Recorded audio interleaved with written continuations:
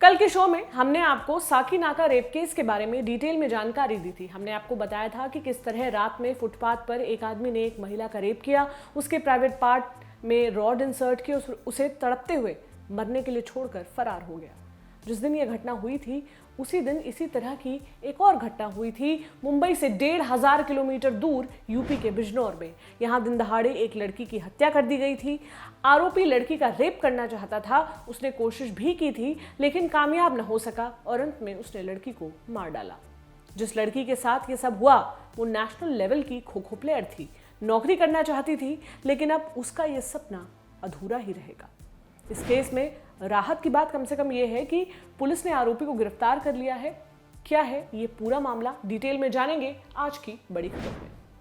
नमस्ते, मेरा नाम प्रतीक्षा है और आप मुझे देख रहे हैं दी ऑर्डिनरी शो में। इंडिया टुडे के संजीव शर्मा की रिपोर्ट के मुताबिक उत्तर प्रदेश का बिजनौर जिला, यहाँ रेलवे स्टेशन के पास बनी एक कॉलोनी में एक लड़की रहती थी अपने परिवार के साथ। 24 साल की थी, खो खो की नेशनल प्लेयर थी। 10 सितंबर यानी बीते शुक्रवार की दोपहर वो अपने घर से निकली एक राजकीय इंटर कॉलेज में इंटरव्यू देने के लिए, लेकिन देर शाम तक वो घर नहीं लौटी।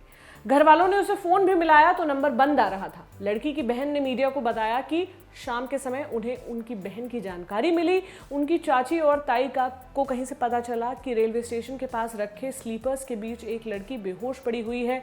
जब वो लोग देखने पहुंचे तो पता चला कि ये वही खो खो प्लेयर है। पुलिस को जानकारी दी गई, पता चला कि लड़की की मौत हो चुकी है। पुलिस ने शव को कब्जे में लेते हुए जांच शुरू कर दी। लड़की के पिता ने पुलिस में केस दर्ज कराया। लड़की की बहन ने मीडिया से कहा, मेरी बहन हमें स्लीपर्स के बीच मिली, वो होश में नहीं थी, उसके गले में दुपट्टा कसकर बंधा हुआ था। उसे देखकर लग रहा था कि उसके साथ गलत भी हुआ होगा कुछ, क्योंकि कपड़े उसी तरह से दिख रहे थे। ये किसी एक व्यक्ति का काम नहीं है, क्योंकि मेरी बहन स्पोर्ट्स पर्सन थी, वो एक को हैंडल कर सकती थी, एक से ज्यादा व्यक्तियों का काम है, हमारी किसी से कोई दुश्मनी नहीं है। घर वालों ने रेप का शक जताया था और कहा था कि एक से ज्यादा लोगों ने मिलकर इस घटना को अंजाम दिया होगा। रिपोर्ट्स के मुताबिक लड़की के शव पर चोटों के निशान थे, पास में एक थैला भी पड़ा हुआ था, एक दांत भी टूटा हुआ था और खून भी बह रहा था। क्योंकि शव रेलवे स्टेशन के स्लीपर्स के गोदाम में मिला था, इसलिए जीआरपी और पुलिस में काफी देर तक मामले को लेकर विवाद चलता रहा। शुरुआत में जीआरपी पुलिस ने घटनास्थल का दौरा किया और अपने थाने में मुकदमा दर्ज कर लिया। रेलवे पुलिस की एसएसपी अपर्णा गुप्ता ने घटनास्थल का दौरा किया और मीडिया से बात भी की। बताया था कि आईपीसी के सेक्शन 302 के तहत मामला दर्ज किया गया था। सुनिए शुरुआती जांच में क्या कहा था अपर्णा ने। बिजनौर चौकी लगती है जीआरपी नजीबाबाद की। यहाँ पे एक सूचना प्राप्त हुई थी कल कि एक बॉडी यहाँ पर मिली है। बॉडी को पहले ही सिविल वाले ले गए थे, बाद में बॉडी को देखा गया तो उसमें ये यहाँ पर स्ट्रैंगुलेटेड हालत में एक बच्चे की बॉडी मिली थी। तो उसको जो है पंचायतनामा की का पहले मुकदमा दर्ज कर लिया गया 376 एंड 302 आईपीसी में हमने, क्योंकि हमें ऐसा लग रहा था कि हो सकता है इसके साथ जो इन्होंने तहरीर दी है उसमें उन्होंने ऐसे शक जाहिर किया है कि हो सकता है दुष्कर्म भी बच्ची के साथ हुआ हो। अतः हमने 376 और 302 दोनों में मुकदमा पंजीकृत किया है और पंचायतनामा की कार्रवाई भी हो गई है। मैंने भी अभी ये मौका विजिट किया है। जो बात सामने आ रही है, यहाँ पे एक हल्की सी पगडंडी है, इसके आगे घर बने हैं।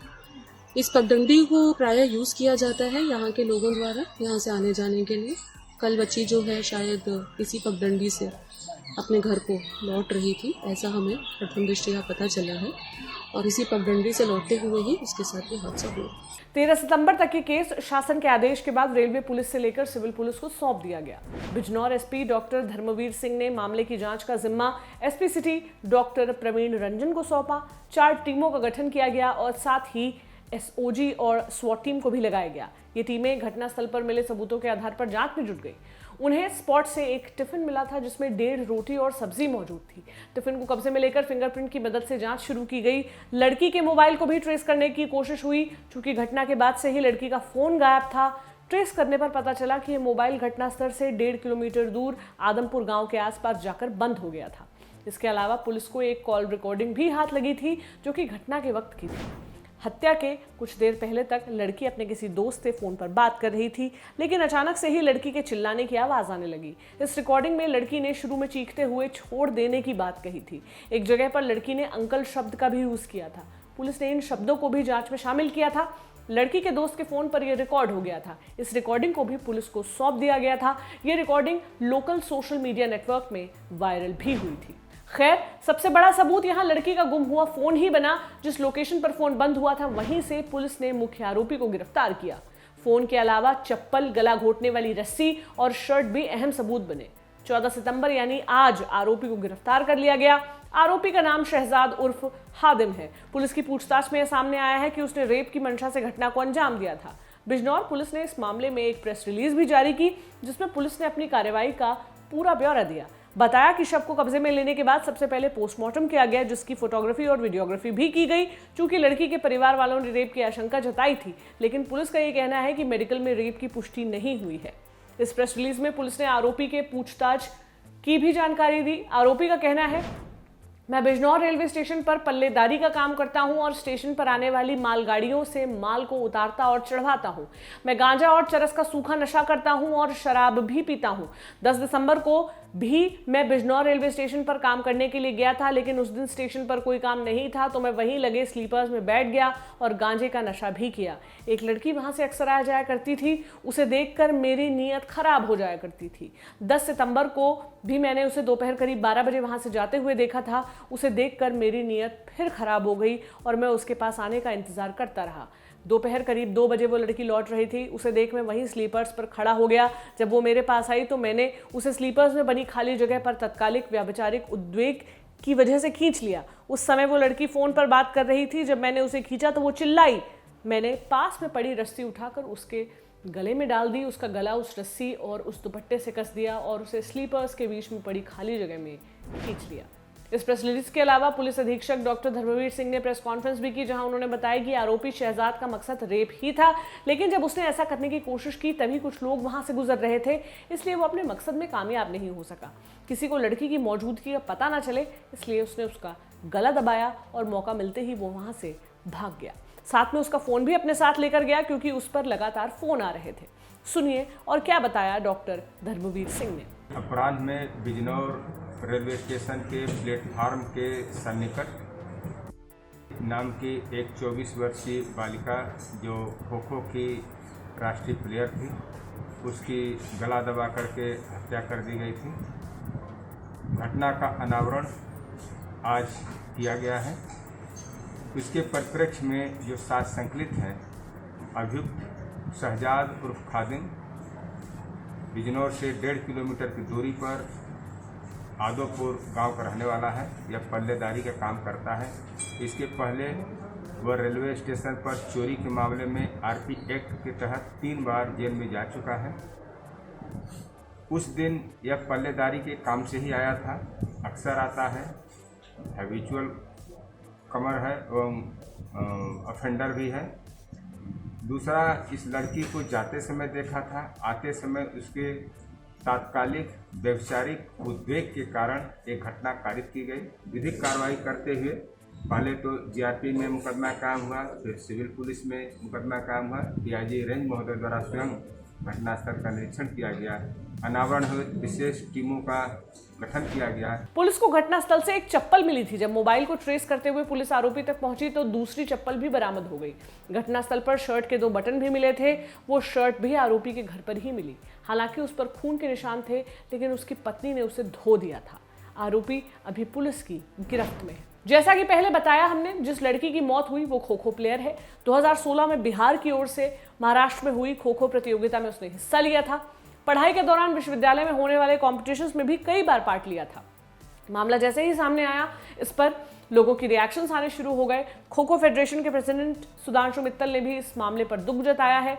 उन्होंने भी पुलिस के सामने मांग रखी थी कि जल्द से जल्द आरोपी को गिरफ्तार किया जाए। हम एक खो खो खिलाड़ी के साथ हमेशा खड़े हैं। हमारा कर्तव्य है, क्योंकि ये परिवार है और परिवार में किसी के साथ भी कोई घटना होती है तो परिवार के मुखिया की तरह मैं समझता हूँ कि हमारी जिम्मेदारी है और उनको जो भी मदद चाहिए होगी इस केस में वो kho kho federation of India जरूर मुहैया कराएगी। किसी भी महिला के साथ बलात्कार हो या उसकी हत्या हो तो मतलब दिल को दहला देती है, लेकिन ये तो एक हमारी परिवार की बच्ची थी, इसलिए जितनी उदासी छाई हुई और जितना दुख है इस घटना का वो शब्दों में शायद बयान करना संभव नहीं है। मैं उनके परिवार आपके माध्यम से कहना चाहूँगा कि अपने को अकेला और असहाय महसूस न करें, हम सब उनके साथ खड़े हैं। एक युवा खिलाड़ी जो शायद आगे बहुत कुछ कर सकती थी, अब हमारे बीच नहीं है। हम उम्मीद करते हैं कि उसके गुनहगार को हमारा कानून कड़ी से कड़ी सजा देगा। रेप, यौन शोषण जैसे अपराध आए दिन हमारी नजरों के सामने होते हैं। ये इतने कॉमन हो गए हैं कि हम कई बार इन्हें इग्नोर कर देते हैं। लेकिन सच यही है, अगर हम आंकड़ों की बात करें तो 2020 में एनसीआरबी यानी नेशनल क्राइम रिकॉर्ड्स ब्यूरो की एक रिपोर्ट आई थी, जिसमें बताया गया था कि साल 2019 में रोजाना भारत में औसतन 88 रेप के मामले सामने आए थे। इस साल रेप के कुल 32,033 मामले रिपोर्ट हुए थे। ये तो वो केसेस हैं जो रिपोर्ट हुए हैं।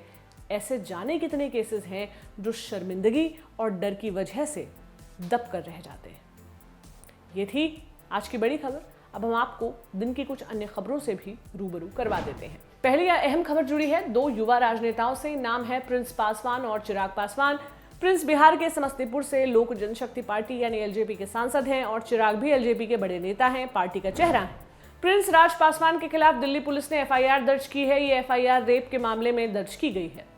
इसमें प्रिंस के चचेरे भाई और एलजेपी नेता चिराग पासवान का भी जिक्र है। ये एफआईआर 3 महीने पहले की शिकायत के आधार पर दर्ज हुई है, जो कनॉट प्लेस थाने में की गई थी। कोर्ट के आदेश के बाद 9 सितंबर को दर्ज हुई इस एफआईआर में पीड़िता ने अनेक आरोप लगाए हैं। इंडिया टुडे से जुड़े अरविंद ओझा की रिपोर्ट के मुताबिक पीड़िता ने आरोप लगाया है कि उसका अश्लील वीडियो बनाया गया था और बाद में वीडियो वायरल करने की धमकी दी गई।